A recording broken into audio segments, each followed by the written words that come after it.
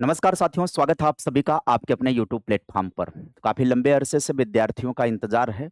Allahabad high court में RO की vacancy 2026 की बस अब और तब हुई पड़ी है। ये अप्रैल के अंदर नोटिफ़िकेशन इसके आने की संभावना है।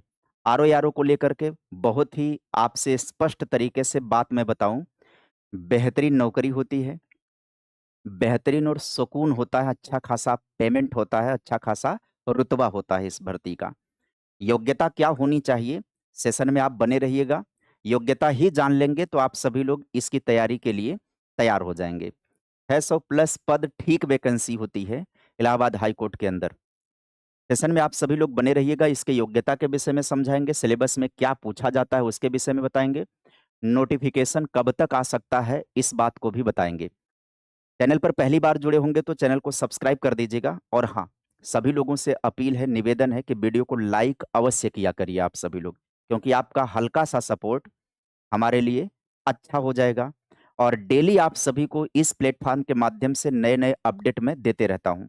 जो भी वैकेंसी भविष्य में आने वाली हैं या जो भी वैकेंसी नोटिफ़िकेशन रिलीज़ हो चुका है, वो सब जो आपके लिए ज़रूरी हो सकता है, सारा इन्फॉर्मेशन आपको इस प्लेटफ़ॉर्म के माध्यम से मैं उपलब्ध कराता हूँ। तो आज की चर्चा परिचर्चा है इलाहाबाद हाई कोर्ट को लेकर के। यहाँ पर समीक्षा अधिकारी और सहायक समीक्षा अधिकारी की वैकेंसी 2026 को। क्योंकि यह भर्ती काफ़ी समय बाद आ रही है इसलिए छात्रों में इसे लेकर काफ़ी उत्सुकता है। यहाँ हम सभी लोग इस वैकेंसी के विषय में प्रमुख जानकारियाँ प्राप्त करेंगे। नोटिफ़िकेशन और पदों की बात करें अगर हम तो 600 से ज़्यादा पद होंगे इस बार आरओ दोनों पदों को मिलाकर 600 से अधिक वैकेंसी आने की उम्मीद है। ताज़ा जानकारी और विभिन्न रिपोर्ट के अनुसार इसका आधिकारिक नोटिफिकेशन अप्रैल 2026 के मध्य तक लगभग जारी होने की प्रबल संभावना है। अप्रैल मध्य तक यदि नहीं आ रहा है तो भी ये मई तक निश्चित तौर पर इसका नोटिफिकेशन देखने को मिल जाएगा। अब आगे हम बात कर लेते हैं इस नोटिफिकेशन में आने के बाद कुछ और ज़रूरी जानकारियाँ। आरओ समीक्षा अधिकारी की बात करें तो यह जो है लेवल 8 की बेहतरीन नौकरी होती है, जहाँ पर ग्रेड पे इसकी बात करें तो 4800 इसका ग्रेड पे होता है। जो सैलरी चली जाती है 70,000 से 80,000 शुरुआती इन हैंड सैलरी लगभग 70,000 से 80,000 के बीच बनती है। ये क्यों बता रहे हैं? यह मोटिवेशन होता है। ये जानकारी मोटिवेशन होती है क्योंकि इसको देख कर के जो नंबर और डिजिट आपको दिखाई पड़ता है कि आपको मिलेगा क्या, तो उसको लेकर के आपके अंदर प्रेरणा आती है। सहायक समीक्षा अधिकारी की बात करें एआरओ की लेवल 7 की होती है पोस्ट, 4600 ग्रेड पे होता है, जो एक इंस्पेक्टर लेवल की सैलरी के बराबर होती है। अब यहाँ पर बात कर लेते हैं योग्यता, कौन लोग इसका आवेदन कर सकते हैं? योग्यता की बात करें, तो सामान्य वर्ग के उम्मीदवारों के लिए न्यूनतम आयु 21 वर्ष होती है और अधिकतम कितनी होती है? 35 वर्ष होती है। और आरक्षित वर्गों को नियमानुसार आयु में छूट मिलती है। चाहे वो ओबीसी हो जाएँ, चाहे वो एससी हो जाएँ, चाहे वो एसटी हो जाएँ, नियमों के अनुसार उनको 5 साल की जो भी छूट होगी, वो मिलेगी तो 40 साल हो जाएगी उनकी उम्र। तो उम्र सीमा को लेकर के आपके दिमाग में जो डाउट है, वो खत्म हो जाएगा। अब आइए अगली बात कर लेते हैं कि कौन लोग इसका आवेदन कर सकते हैं। अप्लाई कौन लोग कर सकते हैं? अप्लाई की अगर हम बात करें तो किसी भी मान्यता प्राप्त विश्वविद्यालय से ग्रेजुएशन, किसी भी स्ट्रीम में आपका ग्रेजुएशन हो, माने आप बीएससी कर लिए हों, आप बीए कर लिए हों, आपने बीकॉम कर लिया हो, आपने बीएससी एजी कर लिया हो, किसी भी स्ट्रीम से आपने ग्रेजुएशन कंप्लीट कर लिया हो। इसके अलावा क्या चाहिए? इसके अलावा आपको चाहिए ओ लेवल सर्टिफ़िकेट।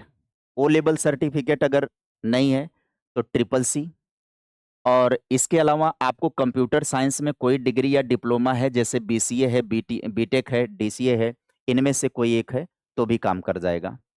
इनमें से कोई होना चाहिए। हाँ, ओ लेवल अगर आपके पास होगा, तो कुछ स्पेशल है, एआरओ वाले पद में जो है, उसमें आपको कुछ विशेष रियायत प्राप्त हो जाती है। कुछ पद ऐसे हैं, जो आपको ओ लेवल वालों को स्पेशली मिल जाते हैं।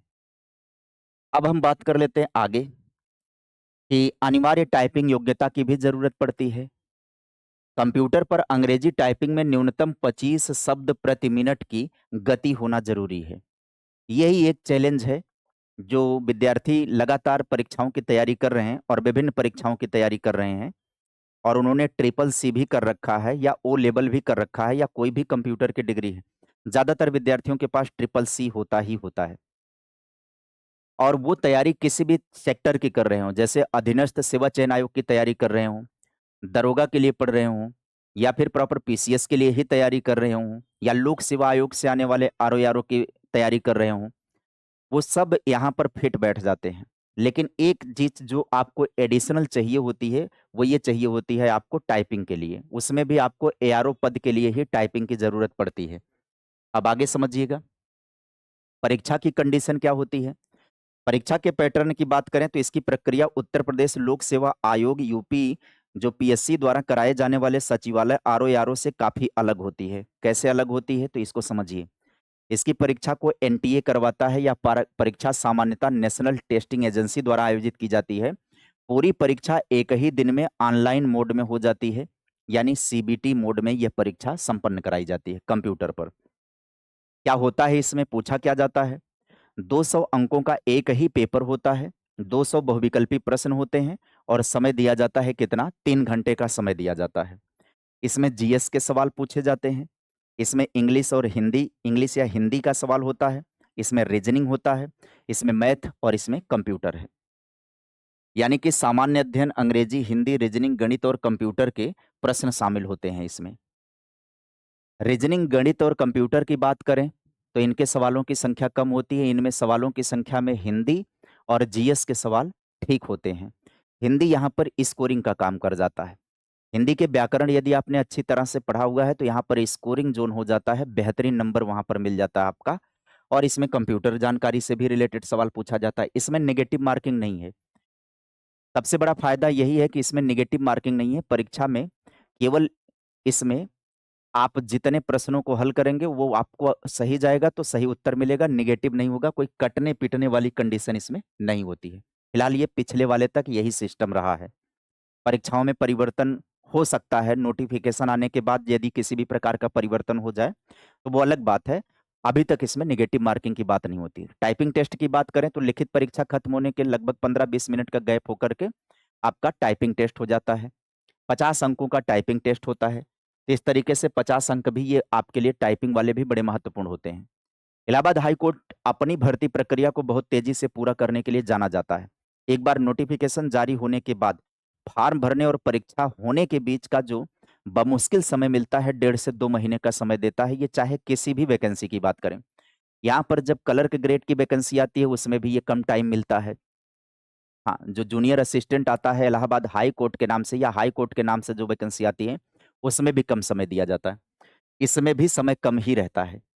तो इसका नोटिफ़िकेशन काफ़ी दिनों से चर्चा में चल रहा है और ये फरवरी से ही लोग अनुमान लगा रहे हैं कि फरवरी-मार्च में नोटिफ़िकेशन आ जाएगा। अब मार्च पूरी तरह से चला गया है।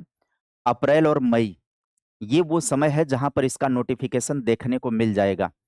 जो भी विद्यार्थी योग्यता रखते हों और इस तरीके के पैटर्न में जाना चाहते हों, उनके लिए ये वैकेंसी बड़ी अच्छी वैकेंसी होती है। तैयारी के ऊपर निर्भर करेगा, बेहतरीन तैयारी आपको सफलता के मुकाम तक ले जाएगा। हाँ, यदि उसमें आप कुछ स्पेशल पदों को चाह रहे हैं तो आपको टाइपिंग स्पेशली आना चाहिए। टाइपिंग यदि आपको आएगी, तो आपका काम बहुत आसान हो जाएगा। परीक्षा में यदि आप क्वालीफाई कर गए, टाइपिंग में यदि आपने बेहतर कर लिया, तो निश्चित तौर पर आपका काम होना ही होना है। मेरिट की बात करें, ठीक-ठाक मेरिट जाती है इसकी, मेरिट इसकी आसान नहीं होती है।